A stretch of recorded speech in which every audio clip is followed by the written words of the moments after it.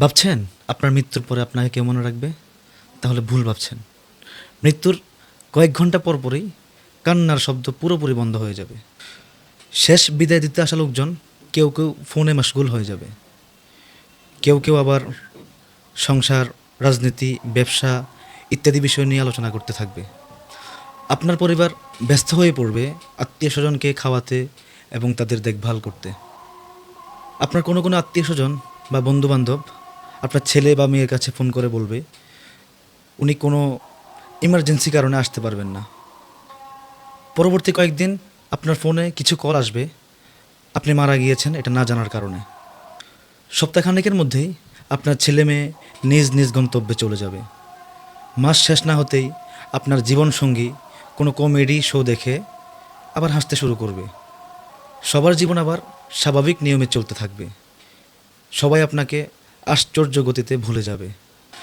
আপনার প্রথম মৃত্যুবার্ষিকী বেশ আয়োজন করে পালন করা হতে পারে।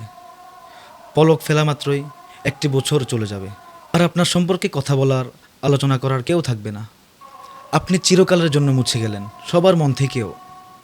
সবাই যখন আপনাকে দ্রুত ভোলার কম্পিটিশনে লড়ছে, তাহলে আপনি উন্মাদের মতো কিসের জন্য এত দৌড়াচ্ছেন? কেন এত চিন্তা করতেছেন দিনরাত? আপনি কি পৃথিবীতে এসেছেন এসব করার জন্যই? এটাই কি ছিল আপনার নাতিদীর্ঘ জীবনের আসল লক্ষ্য?